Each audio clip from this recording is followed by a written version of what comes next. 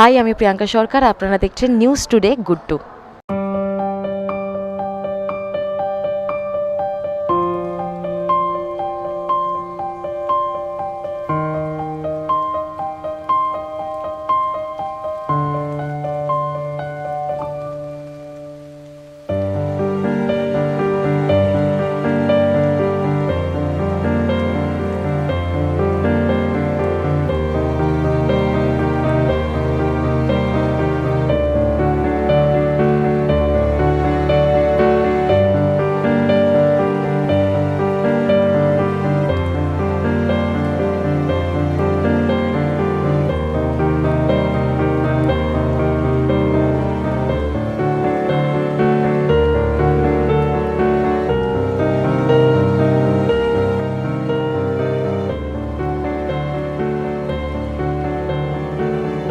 And last but not the least, Dr. Anand. Let's give them a huge round of applause, ladies and gentlemen. Thank you so much, sir. And next topic.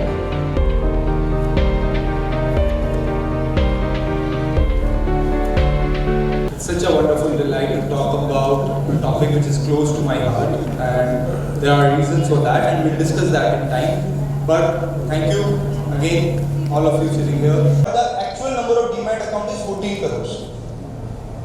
If I put together, जैसे मेरे पास 2 Demat account है, हो सकता है यहाँ बहुत लोग बैठे हों जिनके पास 2, 3 या ओवर हिस्ट्री एक पैन कार्ड से लिंक मल्टीपल डीमैट अकाउंट रहे।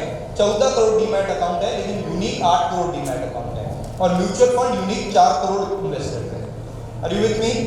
इन इंटायर इकोनॉमी जहाँ पे 140 करोड़ लोग हैं, तो हम सिर्फ 2.7% पेनिट्रेशन पे है म्यूचुअल फंड्स के। Got it? तो ये तो बढ़ेगा, कोई भी नहीं रोक सकता। इसके लिए मैं आपको एक और डेटा देता हूँ। आज से 2000 में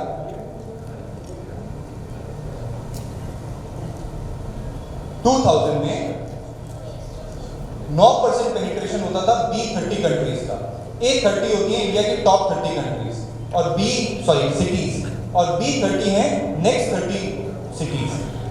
B30 का यानी कि नेक्स्ट 30 बिग सिटीज का कॉम्पोजिशन होता था सिर्फ 9%। कितना? म्यूचुअल फंड मार्केट में 9%। आज की डेट में ये 27%। इसका मतलब क्या हुआ? जो ग्रोथ है इन A3 सिटीज को बीट कर रहा है B3 सिटीज, यानी the next B3 cities are beating the top 30 cities in terms of mutual fund penetration. यानी क्या हो रहा है? जो टॉप 30 के बाद वाली सिटी है, वहां के जो लोग हैं वो जागरूक हो रहे हैं म्यूचुअल फंड इन्वेस्टिंग की तरफ। और जब ये होगा तो हमारा ग्रोथ पेनिट्रेशन पहले B30 में घुसेगा, फिर उसके भी नेक्स्ट लेवल की सिटीज के अंदर घुसेगा। और जब ये होगा तब हम 4 करोड़ तक तो सीमित रहने वाले नहीं है, हम बहुत तेजी से आगे बढ़ेंगे। ठीक है, नेक्स्ट स्लाइड प्लीज। ओके, तो ये अपने बात कर चुके हैं कि फ्रॉम 3.7 ट्रिलियन, जिसका मतलब होता है 300 लाख करोड़ आज हैं इस पे। ये नंबर रट लीजिए, ये नंबर ना आप इंडिया की जो कहते हैं ना कि हम अमृत काल में हैं और हम बेस्ट टाइम में हैं, नेक्स्ट 2 डिकेड जो है वो इंडिया के होने वाले हैं। अगर आपके पास नंबर है, नहीं तो आपकी भावनाएं हैं ये सब। अब यहाँ पे 300 लाख करोड़ में से 50 लाख करोड़ हमारा म्यूचुअल फंड AUM है, जब हम 16% पे हैं। करेक्ट? मैं आपको एक चीज कह रहा हूं कि हम अगले 25 सालों में, 24 सालों में एटलीस्ट अगर हम यूएस के लेवल पे नहीं भी पहुंचे तो हम ब्राजील के लेवल पे पहुंचेंगे, जो आपने प्रीवियस स्लाइड में देखा था 72% पेनिट्रेशन था म्यूचुअल फंड का। मैं कहता हूं अगर हम 75% फॉर सिंप्लिसिटी से एक मान लेते हैं, अगले 25 सालों में 16% से 75% पे पहुंचेंगे, तो उस समय हमारी GDP अगर 2400 लाख करोड़ होगी, 2400 लाख करोड़ समझ गए आप, या 2400 लाख करोड़ होगी, तो हमारा AUM कितना होगा म्यूचुअल फंड का? 1800 lakh crore, which is 75% of 2400 lakh crore. अगर इसको ट्रिलियन डॉलर्स में समझना है तो वहां पे 30 ट्रिलियन डॉलर था, उसका 75%, 30 का 75 होता है 22.5 ट्रिलियन डॉलर। तो उसको सिंपल 1800 लाख करोड़ पे हम पहुंच जाएंगे 2047 तक। अभी कितने पे हैं? 50 लाख करोड़ पे। यस और नो? 50 से 1800 पहुंचेंगे, कितना होगा? 36 गुना, 36 टाइम्स। यस, GDP कितनी बढ़ेगी? 8 टाइम्स। म्यूचुअल फंड कितना बढ़ेगा? 36 टाइम्स। 36 टाइम्स जब कोई 24 ईयर्स के लिए बढ़ना होता है तो कितना कंपाउंड करना पड़ेगा? वो मैंने कैलकुलेशन आपके लिए कर रखा है, लगभग 16% CAGR से आप कंपाउंड करोगे 24 सालों तक, तब आप 50 लाख करोड़ से 1800 लाख करोड़ पे पहुंचोगे। यानी हमारी जो नॉमिनल GDP है 6.8% इज रियल GDP ग्रोथ, उसमें इन्फ्लेशन मिला देते हैं तो लगभग 10 से 11%। And let's give a huge round of applause, everybody. Thank you so much, Vineet Patwari, for your precious time and your presentation. आज के दिन हम लोग का एक नया फोकस पैदा हुआ है, वो है टूरिज़्म सेक्टर में। इंडिया में आज के दिन अगर देखा जाए, होटल्स जो है इंडिया में काफ़ी अंडर पेनिट्रेटेड सेक्टर है, क्योंकि बहुत सारे ट्रांजैक्शन पिछले सदियों से, पिछले 100 साल से अगर देखा जाए, कैश में होते जा रहे हैं। आज के दिन होटल सेक्टर जिस हिसाब से फॉर्मलाइज हो रहा है इंडिया में, इसका बहुत बड़ा स्कोप बढ़ेगा आगे जाके। तो ये hotel segment, hotel financing segment एक ऐसा सेगमेंट है जिसमें आगे जाके हम लोग एक एक्विजिशन करने वाले हैं। इस एक्विजिशन को लेके हमारा पिछले 3 महीने से चर्चा चल रहा है। ये पिछले आगे जाके 10-15 साल में जो इंडिया का बूमिंग इकोनॉमी है, सर्विस सेक्टर है, अतिथि देवो भव का कॉन्सेप्ट जो है, उसको एक छोटा पुश देगा इन द राइट डायरेक्शन। तो स्टार्टअप के हिसाब से ये मेरा एक अच्छा पिच है सब लोगों की, एक हॉस्पिटैलिटी देखे as a sector, and that's a wrap. Aditya Halwasiya. आज के दिन मेरा ऑर्गेनाइजेशन का नाम है क्यूपिड लिमिटेड, मैं उस ऑर्गेनाइजेशन का MD हूँ। नमस्कार, আমি অনুরাগ পোদ্দার প্রেস্টো তরফ থেকে। I am in the board of directors of Presto, and we are here at the Wealth Summit organized by India Business News Channel, and we wish them every success. And basically, Wealth Summit is basically what? It starts with any successful business. That is how wealth gets created for the nation, and be it startup, be it old organizations. So India is in its best phase right now, and the Indian economy is only going to grow from here, and every business has a role to contribute towards making India the most developed economy in the shortest possible time. We at Presto are doing our bit by sponsoring the gifts and awards at this particular event, and Presto is a leading name in the corporate world today whenever it comes to reward recognition products, corporate gifting requirements. And my message to startups is that there was a time in 25 years back जब आपके पास business की idea होती थी किंतु पैसा होता ना, but these days if you have the idea, the means will follow. So these days you don't have to borrow from family or friends.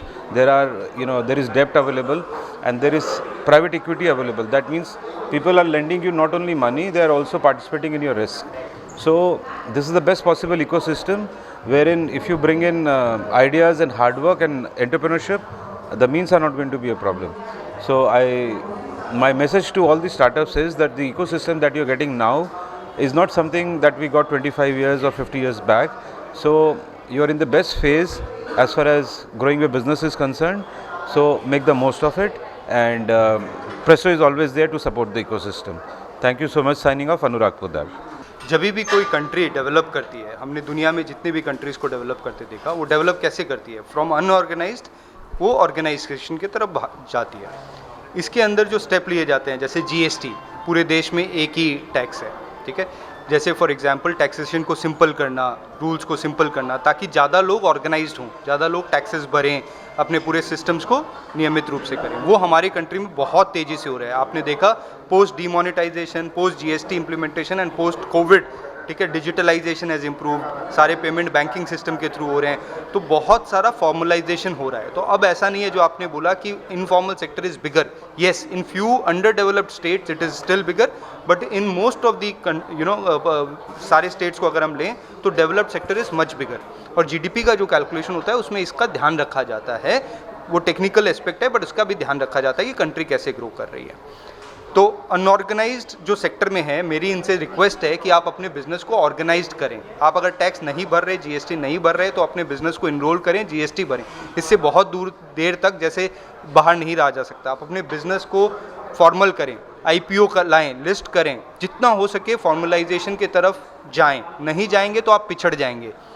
Her country में ऐसा होता है कि 50 अनऑर्गेनाइज्ड प्लेयर थे, वो हटते जाते हैं और एक बड़ा प्लेयर आता है। तो उससे आपका जो दूसरा पॉइंट था कि 20 फैमिलीज़ के हाथ में जो वेल्थ है, ये एक जब हम ग्रो करते हैं ना सर, तो ये एक नेचुरल प्रोसेस है कि कंसंट्रेशन ऑफ वेल्थ होता जाता है। बाद में टैक्सेशन और बाकी माध्यम से कंसंट्रेशन को कम किया जाता है और इक्वल डिस्ट्रीब्यूशन। इसलिए दूसरा काम करना पड़ता है, गवर्नमेंट को ऐसे सोशल स्कीम्स लाने पड़ते हैं जिससे हेल्थ का खर्चा आप पे ना आए, जिससे एजुकेशन का खर्चा आप पे ना आए। इसलिए देखिए डेवलप्ड नेशंस में हेल्थ, एजुकेशन, इंफ्रास्ट्रक्चर सब गवर्नमेंट करती है। हमारे यहाँ पे हम खुद हेल्थ का खर्चा कर रहे हैं, राइट। धीरे धीरे प्राइवेट सेक्टर को दे रहे हैं, प्राइवेट सेक्टर को दे रहे हैं। धीरे धीरे उसको हटा के हमको गवर्नमेंट के तरफ लाना पड़ेगा। गवर्नमेंट का काम होना चाहिए governance, good governance, education, health, infrastructure, that's all. Government should not be in business for long time, that's one aspect I think about. Ration दिया जा रहा है, इसका मतलब 80 करोड़ लोग ऐसे हैं जो राशन शायद खुद से नहीं बेयर कर सकते। तो हम ग्रो कर रहे हैं, लेकिन साथ ही साथ हमको ये भी ध्यान में रखना पड़ेगा कि सब ग्रोथ सब तक पहुँचे। टियर 2 सिटी में पहुँचे, टियर 3 सिटीज़ में पहुँचे, गाँव में पहुँचे, किसान तक पहुँचे। वो कहीं ना कहीं क्या है, पहले हम ग्रो कर रहे हैं। अब नेक्स्ट स्टेप शायद all the government, whichever government will come next, will keep this in agenda, more equitable distribution of wealth। वो तभी होगा जब ग्रोथ रूरल सेक्टर से आए। इस बार ग्रोथ अर्बन सेक्टर से आ रही है, मैन्युफैक्चरिंग से आ रही है, उसको हमको रूरल और एग्री सेक्टर में लेके जाना पड़ेगा, एग्रीकल्चरल रिफॉर्म्स करने पड़ेंगे। I hope that will happen soon. My name is Vineet Patawari, I am cofounder StockEdge and इलन वाकिट्स। নমস্কার, আমি Arghya Sarkar, CEO founder recruitment mantra. Basically আমরা রিক্রুটমেন্ট কোম্পানি, তার থেকে বলা বাহুল্য আমরা রিক্রুটমেন্ট প্রসেস আউটসোর্সিং কোম্পানি। মূলত আমরা স্টার্টআপ কোম্পানিদের টোটাল রিক্রুটমেন্ট প্রসেস আউটসোর্সিং প্রসেসটিকে অর্গানাইজ করি এবং ম্যানেজ করি, এবং তার সাথে সাথে আমরা কর্পোরেট অর্গানাইজেশনদেরও অ্যাজ এ রিক্রুটমেন্ট পার্টনার হিসেবে কাজ করে থাকি।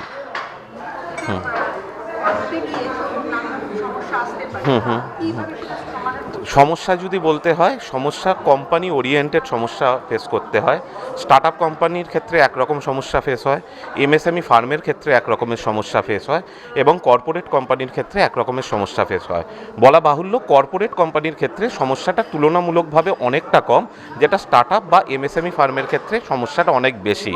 তার কারণ কি, যখন কোনো মানুষ, সবথেকে বড় সমস্যার জায়গা হলো একটাই মানুষ, সেই মানুষটি যখন কোনো জায়গায় কেরিয়ারে চাকরি করতে চায়, তখন তার ক্ষেত্রে প্রাধান্য হয় সে কোনো বড় অর্গানাইজেশনে চাকরি করবে। আবার সেই মানুষটি যখন জীবনে কোনো ব্যবসা করতে চায়, সে কিন্তু শুরু করে একজন এন্টারপ্রেনিয়র হিসাবে বা স্টার্টআপ অর্গানাইজেশন হিসাবে, এবং সে যে একজন স্টার্টআপ অর্গানাইজেশনের ফাউন্ডারকে দেখেই সে জীবনে প্রতিষ্ঠিত হওয়ার স্বপ্ন দেখে।